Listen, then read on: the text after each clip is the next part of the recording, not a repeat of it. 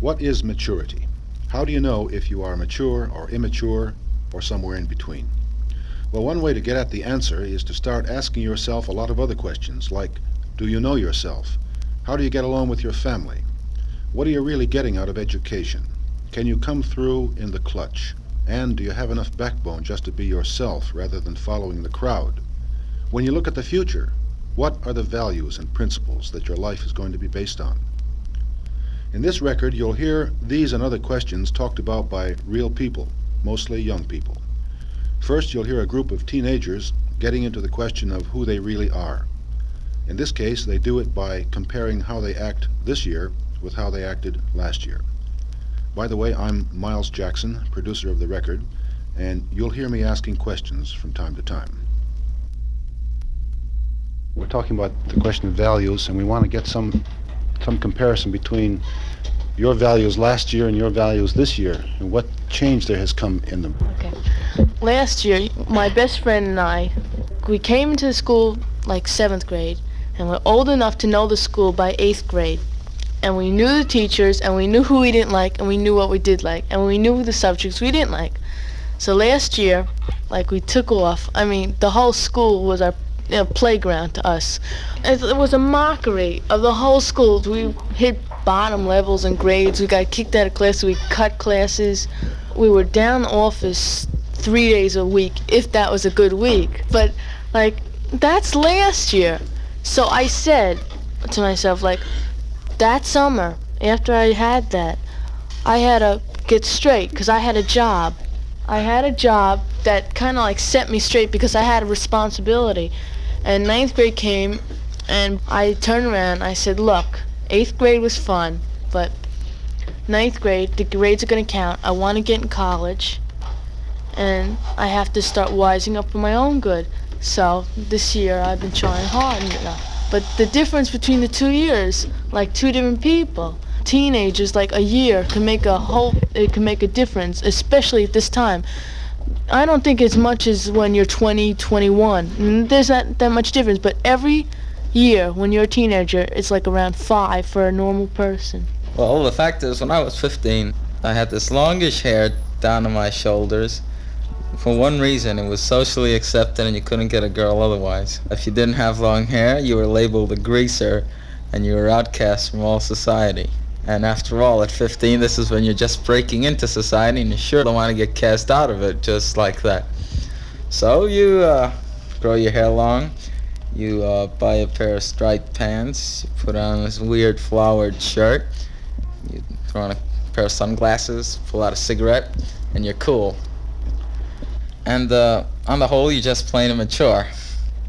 You don't know where you're going, where you came from, whether you're going left, right, up, or down. Well, you eventually begin to grow out of that bag. Finally, when I got to be around 16 and a half, I started breaking into myself. I finally began to think in a mature manner, or whatever you call mature. Now, my appearance is more my own rather than social. I wear the clothes I wear because I happen to like them.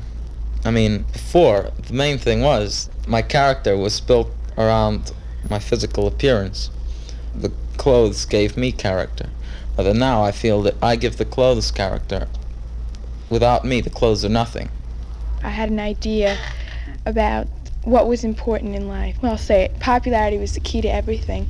This was always bothering me. And my mother and father, in the beginning of the year, like, because I was new in the school, right, they just said, just be yourself, and if you're accepted, you're accepted, and if you're not, you're not. So this kept on going on, and my parents didn't say a single thing the whole time. And then near the end of the school, the kids who I'd so wanted to be in with, suddenly I didn't want to be in with them at all, because I realized that they weren't my type, and that I didn't really like them, and that I didn't really give a darn if I was popular or not. And like, I think my parents helped me a lot, because even though they stayed quiet, they sort of made me realize it, because it was always subconsciously in the back of the mind what they had said. I'm not saying I'm mature, because I don't think I am, but part of the thing of getting mature is realizing that you have to be yourself, and if you put it on, it just doesn't work. In Chicago, I was in this gang called the Disciples. After I was in it for a little while, I found out they go around beating up people, and I didn't like it, so I wanted to get out.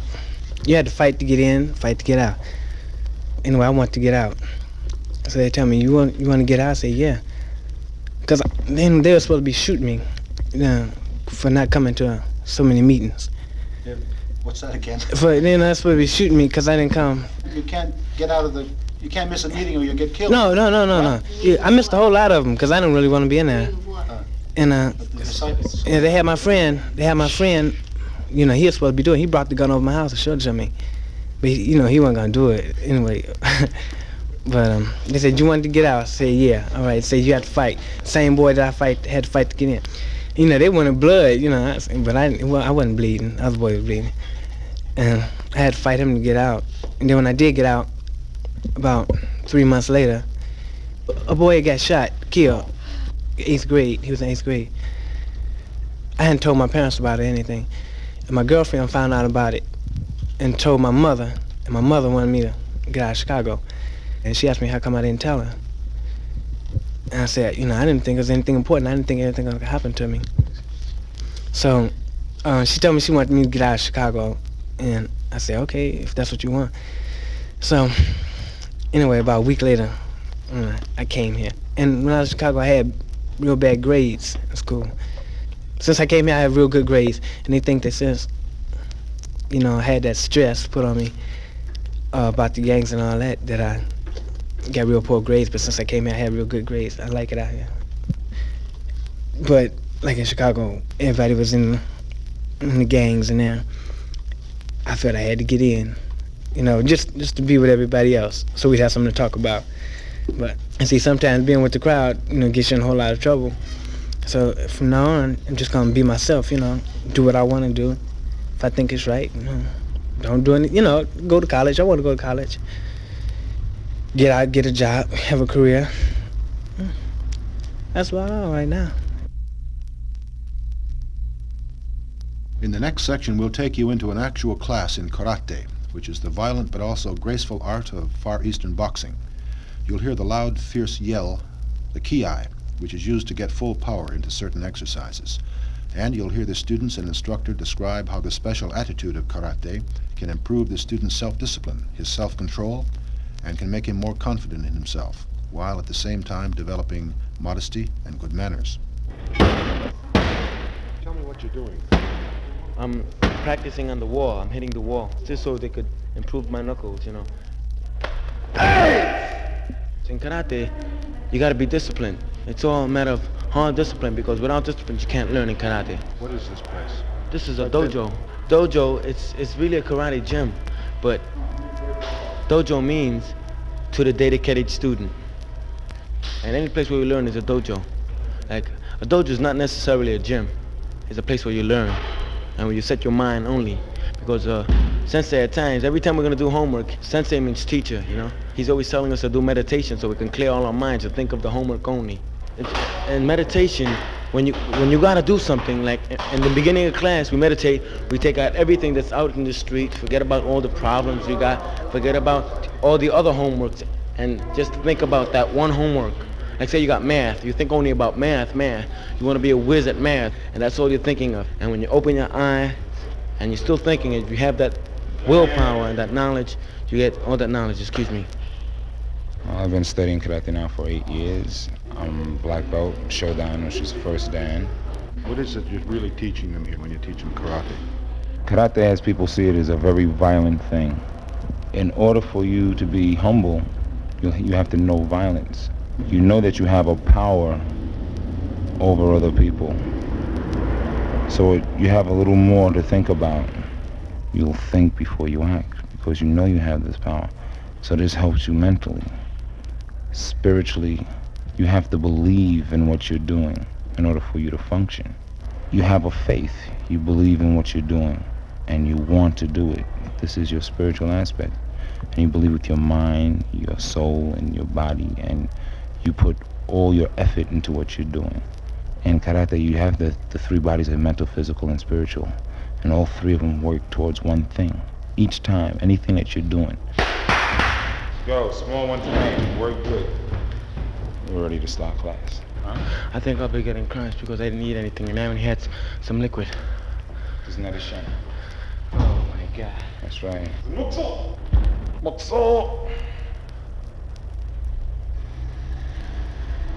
It's a meditation. Escape.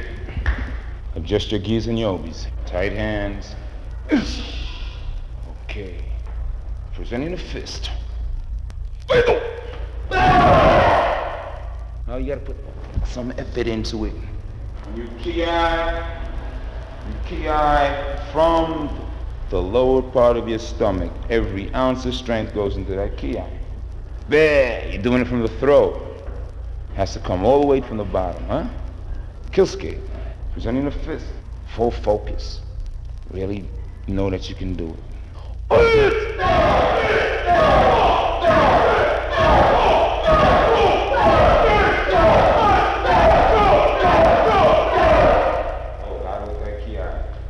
Okay, Jojo, a man is in the street and he walks by you and he bumps into you. What do you say to him? What would you say to him, Jojo? Would you say excuse me, please? No, not please, just... You always say the excuse me. Right. If a man walked up to you and he was at your girl and he used all sorts of profanity like, you son of a B, what would you do to him?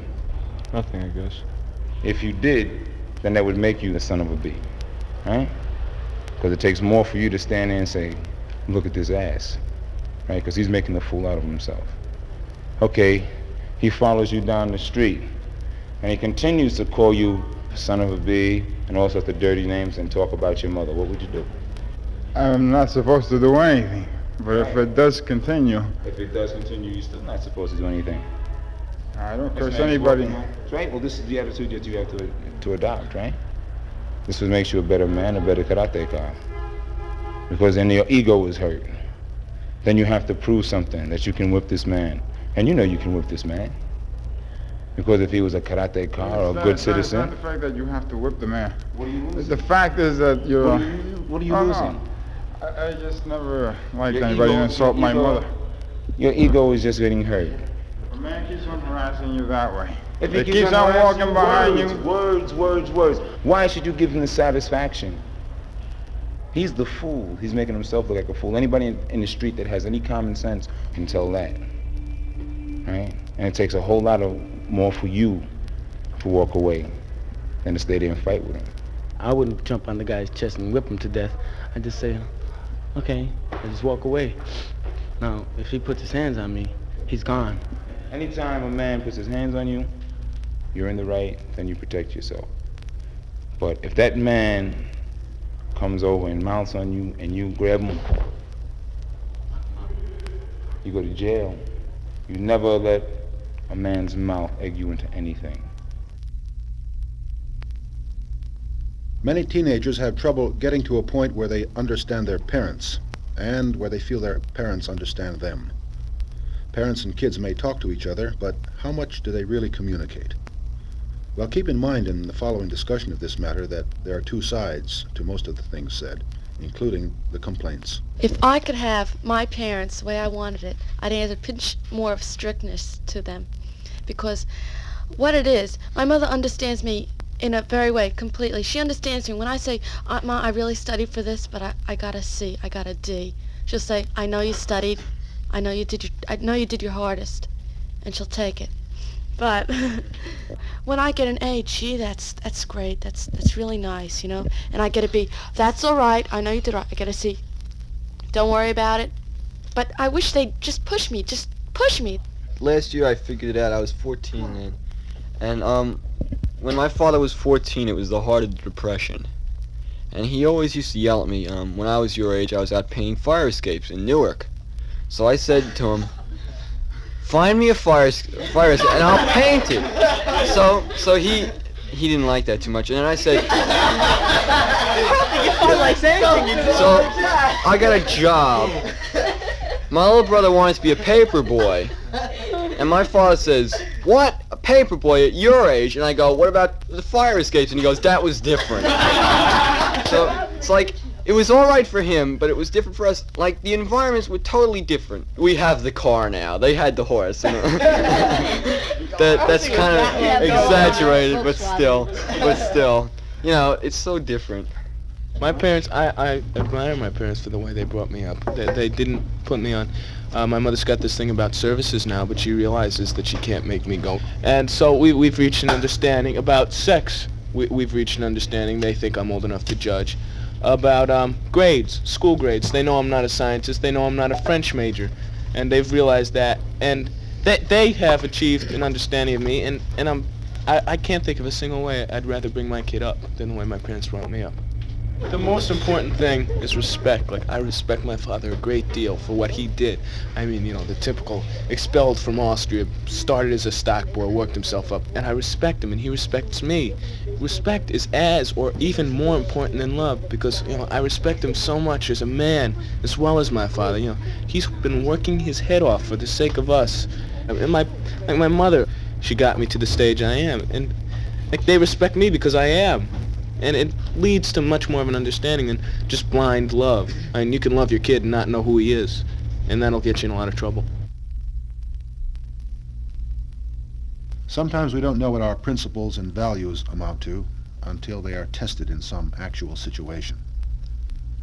In the following section, a group of teenagers get into a debate over whether a girl should or should not have reported a theft she observed while working in a store. After you've heard it, you might ask yourself what you would have done and why. And do you have a personal code of ethics that could be applied in such a situation? I was with a certain store for a while, and I got to know the stock, where everything was. I watched customers, everything. And like once in a while, like I saw slip-ups when someone wasn't watching the front or something. So one day I was sort of towards the back, and I see this kid taking the stock out of these boxes, posters. You know, I look at the kid, you know, I was stunned. When I saw this happening, there was this lookout guy. So this other kid, he walks out of the store with this kid, well, Carl, it doesn't matter. And so Carl walks out with this kid, and I said, Carl, don't let him do it. So Carl looks at me, and so does this big kid. And then they stop, and they turn around, and their face is kind of white. And the kid looks down at me, he goes, you tell. It's the last thing you'll ever tell. I need it for dope, and I don't care who gets in my way. And he says, just look out. And I said, Carl, don't come back. You let him walk away with the posters?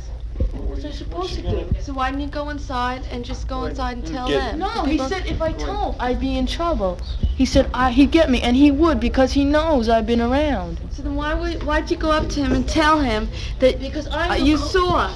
No, because I knew Carl. And I wanted Carl to talk him out of it, because I can't. I'm a kid. What am I going to go up to? A 6-foot kid and punch him in the nose?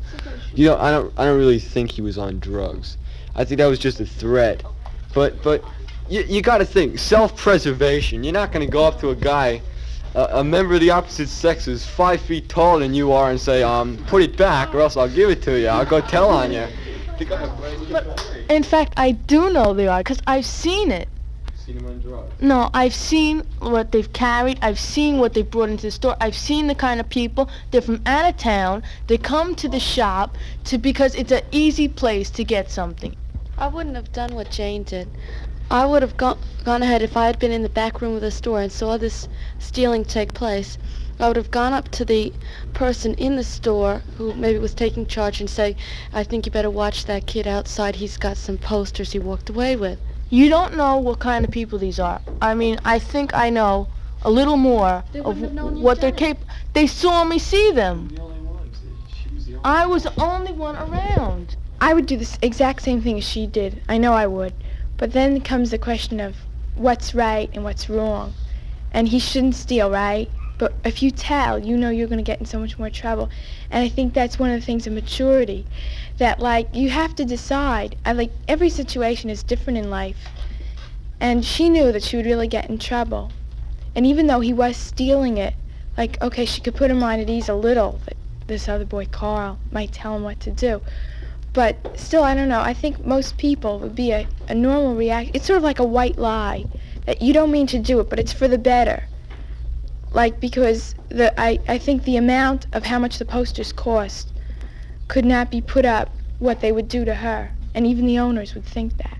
So I think that it depends on what situation you're in. A little later in this same discussion, we enlarged the question and we asked, when you have to make a moral or ethical decision, and all situations are different, how do you know what to do? Where do you get your standards for making that kind of a decision? You don't decide yourself because you're brought up with the morals of your parents, and they've really decided for you. You have to draw the line for yourself, but who's to say where you're going to draw the line? It might be not just your parents. Your parents probably have stricter limits on everything than you do.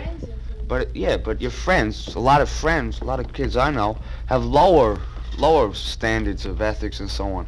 And you keep trying to go back and forth with the different locale. I think Luann or someone mentioned a code, and along this line I think it's one of the most important things that make a mature person.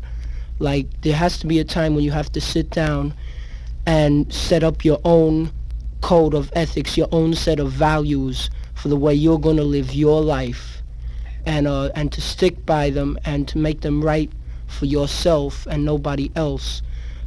I agree with that, because there's not everyone that can sit down and say, well, I want to do so-and-so, or, I don't want to do this. I think it takes a mature person to really figure out what they really want in life. In every school, there's a boy who gets blamed for everything that goes wrong, or so it seems to him. In the following section, you'll hear such a boy state his case, and you'll hear some of his friends discuss with him whether anything can be done about this particular kind of bad reputation. What would you do if you were in this boy's place? Or if you were a friend, what would you advise him to do? Anything they hear, they just believe. They don't never believe me. So I just don't even try to talk to them. Say, like, when I get in trouble in school, right, when I come home, I know, since I've been in trouble before in school, I know if I go down to the office and try to tell them something that I didn't do nothing, they don't believe me. So I just forget the whole thing. I say I did it, right?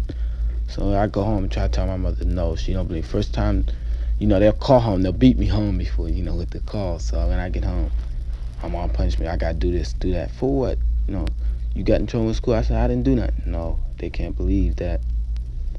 If you can't come home and if you can't tell nobody elsewhere, and they don't believe you're right, and you can't come home and tell nobody and they don't believe you're right, then you don't know nobody to tell. So it's best to keep it to yourself.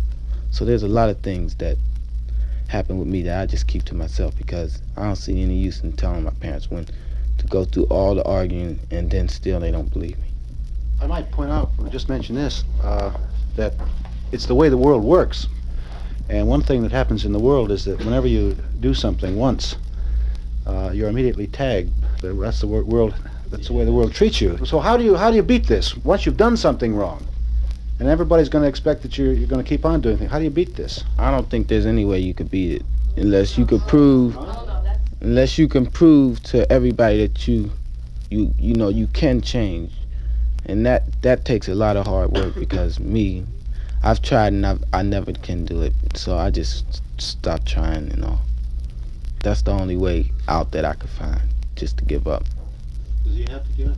I think it depends on your personality. I don't think he has. I think in order to change your reputation, you have to become all of a sudden become very docile. And yes sir, no sir, yes ma'am. And I don't think that's the kind of person he is. I think it would be very hard for him to change his reputation. It has to be such a drastic change. You really have to work hard at it, and you really have to want it. And I think he feels like it's not worth it. That's the way he is. I think he could really change it if he really tried, but I don't really think he could try hard enough in order to make it worthwhile for him. Do the teachers, when they look at him as he goes about his work in school, do they have any reason to think he's trying hard now, just to be a good student? Huh?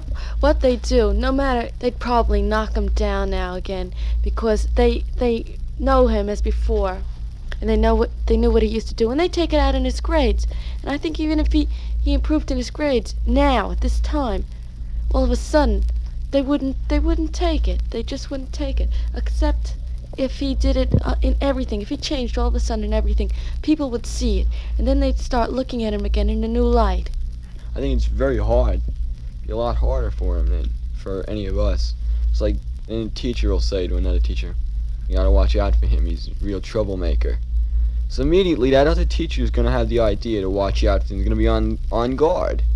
And when you go around looking for something wrong in somebody, you're bound to find it. But if you go around looking for the right in somebody, you'll find it also. It depends on the teacher, because I mean, some teachers are human, and then there's some teachers that, I mean, yeah, well, I won't mention any names, but there are a few teachers in our school that, like, if they get an idea about somebody not being a very good person and student, then they'll just keep it. I mean, they're not human in that way. Well, we got it now so that the teachers are almost entirely at fault for blaming you for everything. Huh? Depends on the teacher. Well, I'm trying to get at if there's anything in yourself that can be improved at all. No? Because see, I've gotten in trouble before, and anytime I do anything or anything like that happen, they hold that against me. They hold that against me. That, like, they say to themselves, well, he's in trouble before, so he probably did it this time. Well, we don't want to leave you there, do we? Huh? And I don't think that's right. I think if he has the goal to improve his, let's say, his reputation because he fools around a lot, yeah, sure. But he could be natural. He could do what he's doing, except just cut down a little bit on fooling around. And, you know, maybe try harder in his work and build up his reputation from where it is. Well, I'm not saying it's down on the ground now. It isn't. Well, but if you try harder and you show improvement, in work, if you try hard, if your teacher sees he's trying, that's some effort. They see it, and then his reputation will build up. Maybe he's trying hard, so that's all he can do. But at least he's got the will behind it. You might say that the final test of maturity is how you react when you get into a really tough situation. In the following section, you'll hear a young war veteran tell what happened to him in an accident on an aircraft carrier off the coast of North Vietnam. You'll see that when the situation is serious enough, even men of strong character may go through a period when they give up all hope or even the will to live. But it's how they come out of it and what they finally make of themselves that counts. I left the house when I was 17, when I just graduated, and I went into Marine Corps and Navy. I was an athlete. I was a fanatic weightlifter, competitive weightlifter, and I tried to keep up with the records. Everything was weightlifting and school. That's it. I never missed a day of school. I never missed a session in my training, and nothing else mattered. Nothing else. Just tell me what the nature of your disability is. Well, when you see me walking down the street, you would see that I have lost my hand, and I have a long leg brace, and I have a stiff leg. This is what you would see. But it's a lot more than that. I have lost my hand, yes, but the stump is not yet revised yet. It's a very sensitive stump. I have to go through pain every day. But I cannot get an operation because I'm going to school now. So I have to endure a pain that I have every day. I have no feeling at all in my right foot, my right leg, my whole right side. I have no feeling at all. It's hard to walk on one crutch and one leg. I have extremely bad spasms.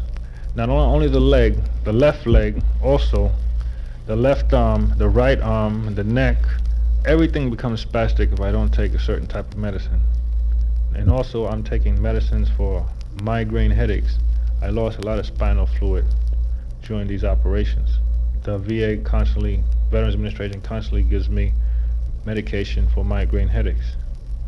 And I have to worry about these in school now because there is a lot of mental work and a lot of strain on my left arm, which gives me the migraine headaches.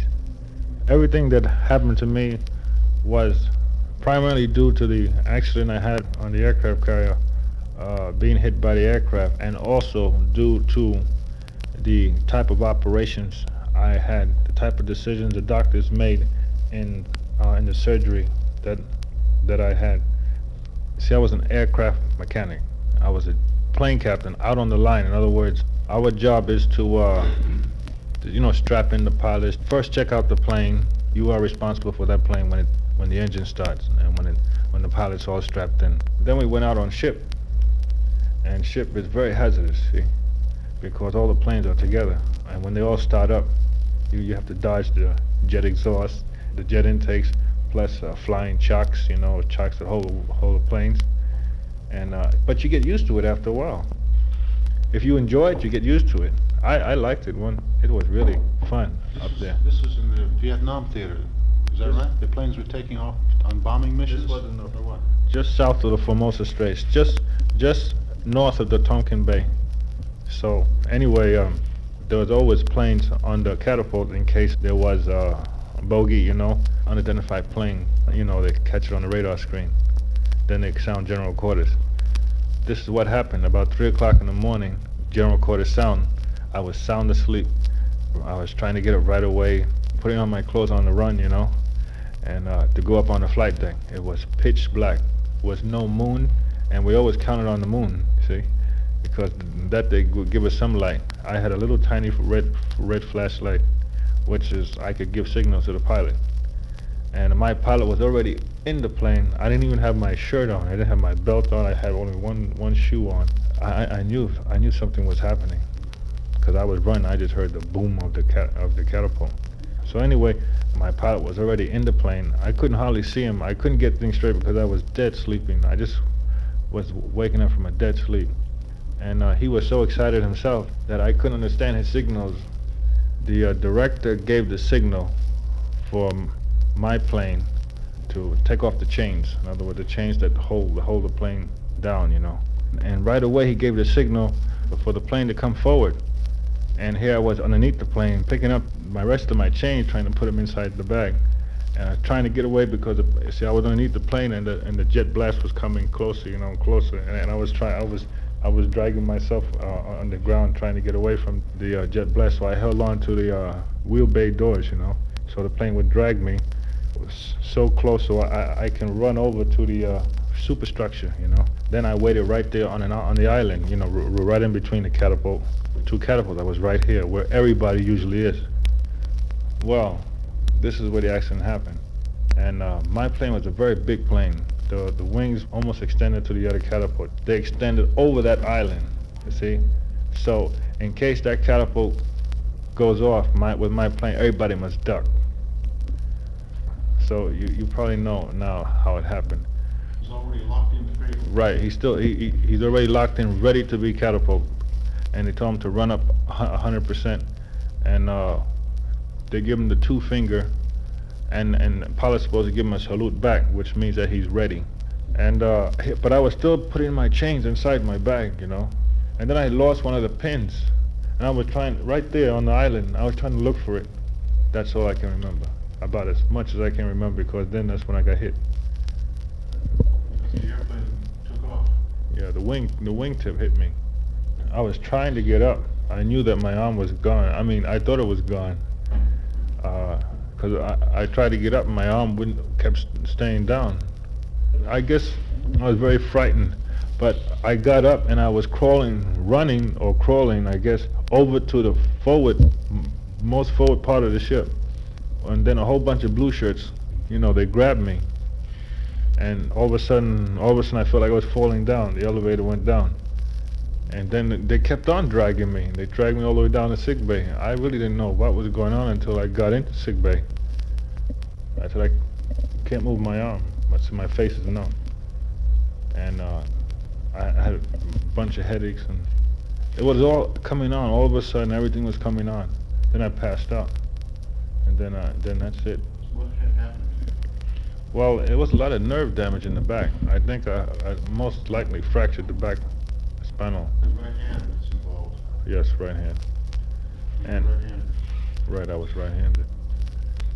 They actually saved my arm, and that only took off the hand, you know. And hand just began to get gangrene from no blood. Is that it? That's right. Over a period of months. It just began to get colder and colder, and the pain, it ached so much. See, and the hand already was so atrophied. You had holes in each section of it was ugly. Skin was peeling off. It was the ugliest sight. I hated the hand, but I kept hoping. You know why? Because I was a lifter, you know, and I was planning for the Olympics. I was working so hard towards it. So, well, this is what I live for. I like this, you know. I mean, a person, to each his own, you know. I like competitive lifting, and aviation was also a I liked that work. I really enjoyed life. They used to make fun of me all the time. You know that? I used to be the kid with the bag, you know? Me and my bag going to the gym all the time. So this is what I live for. So you can imagine when I knew that my hand was no good anymore, I didn't want no one to even touch it. Then they thought of amputation right away. It was awful. When they started telling me that there was no hope, I went into a very deep depression. They put me in the psychiatric ward for 3 months. I didn't want to live anymore. I really didn't. I did give up, yes.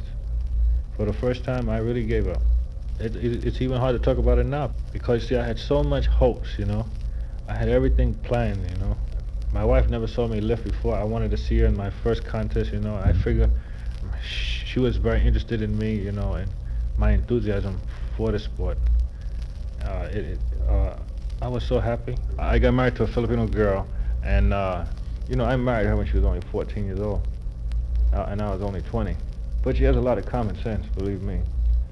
So they put me in the intensive care ward, thinking that my operation wasn't that serious, but the way I was taking it, I became critical for 5 days, and I probably that was due to a broken heart. I don't know, but actually I didn't want to get well. I guess that's what they said. The father came up there every day, and he was talking to me about my wife. Yeah, every time he talked about my wife, I would always react better, you know. The Red Cross would send a telegram almost every day for my wife, and they read me the telegram. It was my own wife's words. They put it in my own wife's words. No shortcut, you know, the way they do it. They put my wife's whole statement. Maybe a long telegram. And this made me feel a lot better. This made me feel I had something to live for, I guess. Because then I started eating like a dog, you know. I really started eating, and my only hope was to get back to my wife, you know. And that's what I did. Then everything started coming through. I got my 100% disability, and then Social Security came through, and I was getting the benefits due to me. I applied for vocational rehabilitation, and I came down for an interview, and he said, well, you don't have too much going for you. He said, why don't you get rid of the hook? Who said this? This the psychologist. Let me tell you what he said. It's awful. He said, do you think this is the right appearance for you to walk around with a hook? And I said, well, what do you want me to walk around with? I said, this is the best, most useful thing that they have. And he says, look, when you go out into the business world, people don't want to see a hook. In other words, he wanted me to hide it. I said, if the personnel doesn't want to see me with a hook, well, then he doesn't want me, period.